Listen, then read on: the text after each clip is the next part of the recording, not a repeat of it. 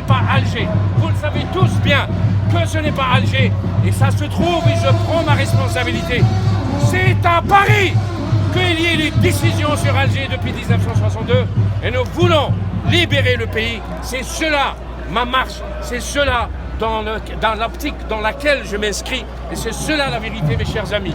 Donc nous ne sommes pas contre X ou contre Y, mais nous sommes pour que nous puissions lever la voix et dire qu'il est temps que nous puissions récupérer notre indépendance. Ya Khaoudi, le pétrole de l'Algérie, le gaz de l'Algérie, l'or, l'agriculture.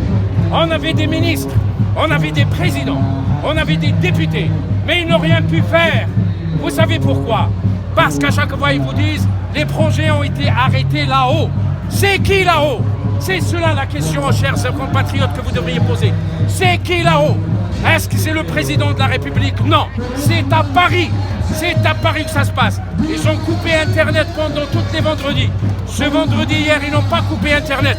Pourquoi? Parce qu'il y a des journalistes français qui étaient venus par le simple fait de leur dire que nous sommes soi-disant un pays libre. Ce n'est pas vrai. C'est un système qui est tout simplement à la merci du mafia international.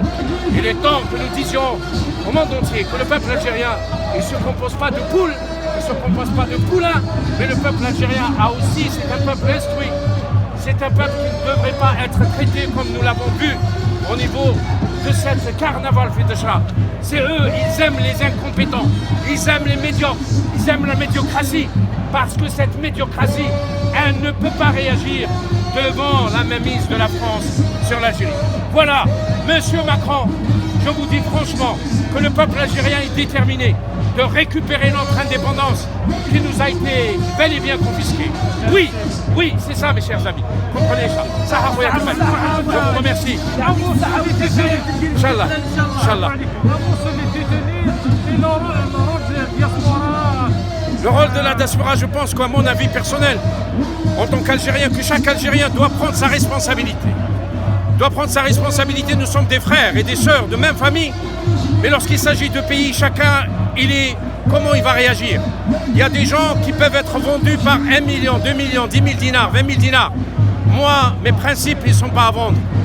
Parce que moi, je lutte, j'essaie de lutter pour les principes, parce que j'estime que notre indépendance a été confisquée. J'espère que je me suis trompé, mais j'estime qu'aujourd'hui, ce n'est pas une question de vote, ce n'est pas une question qui va être président, ce n'est pas une question qui va occuper quoi. C'est une question de fond. C'est une question de fond.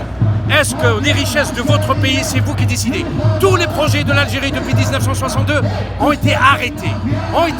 Les projets qui auraient pu servir le développement de la population, du peuple algérien, ont été bloqués. Pour des intérêts des multinationales. Par conséquent, la France est derrière. C'est pour cette raison que la France est très présente en Algérie et elle sait pertinemment ce qui se passe et elle est complice et c'est elle qui gère l'Algérie. Voilà la réalité. Est-ce que la diaspora, surtout la diaspora, elle a un rôle à jouer. En France, est-ce qu'elle peut faire pression sur le gouvernement français, qu'il fasse aussi une pression sur le gouvernement algérien pour libérer, la diaspora, c'est pas... libérer les détenus là? C'est-à-dire que oui, regardez, on ne peut pas faire confiance à un régime qui en même temps, il demande à des citoyens de participer à des élections démocratiques. Pendant ce même régime, ce même temps, il traque ses propres citoyens. Nous sommes traqués, même nous ici qui sommes à Montréal, à travers des faux profils au niveau de Facebook. On est traqués, on est insultés.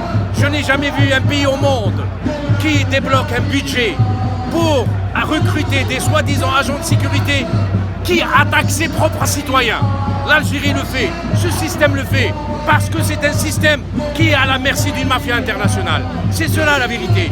Je n'ai jamais vu un pays qui mobilise ses services de sécurité pour attaquer ses propres citoyens. Jamais, aucun pays au monde. Qu'est-ce que nous faisons? Nous faisons que tout simplement lutter pour la liberté du peuple algérien et pour récupérer notre indépendance. C'est tout à fait normal que ce n'est pas, que c'est scandaleux, que pendant ce temps, il y a des Algériens comme vous et moi qui sont jetés en prison par le simple fait qu'il a fait une vidéo comme je suis en train de faire. Heureusement, je suis à Montréal, sinon je suis déjà en prison. Je suis tabassé, on le sait. Alors, c'est pas logique. D'un côté, vous voulez donner l'exemple, et de l'autre côté, vous êtes en train, tout simplement, de mépriser vos propres citoyens. Ce n'est pas normal. L'Algérie, elle appartient à 43 millions d'Algériens, et on n'a pas le droit d'exclure. Un mot d'espoir. Comment? Un mot d'espoir. L'espoir, moi, je suis très optimiste, parce que le peuple algérien a donné par le passé une leçon pour tous les peuples, pour libérer les pays. Mais aujourd'hui, le peuple algérien est aussi un exemple. C'est une référence dans la lutte. Je suis persuadé que si ce n'est pas nous, les générations à venir, ils vont libérer le peuple. Et ça va être aussi un exemple pour les autres peuples d'Afrique qui ont malheureusement eu des indépendances par décret. Et ce que j'ai dit, avant l'indépendance égale après l'indépendance par décret. Le peuple algérien a mené une lutte armée pour décrocher cette indépendance. Et malheureusement, cette indépendance nous a été volée par une mafia depuis 1962 et la crise remonte à 1958. C'est cela pourquoi moi j'inscris cette marche dans la marche de la révolution de novembre 54 et je considère que c'est le parachèvement de notre glorieuse révolution. Ce n'est pas un Hirak, c'est une révolution pacifique. Et je respecte l'hymne national. On doit effectivement écouter l'hymne national ou Tahia al-Jazair.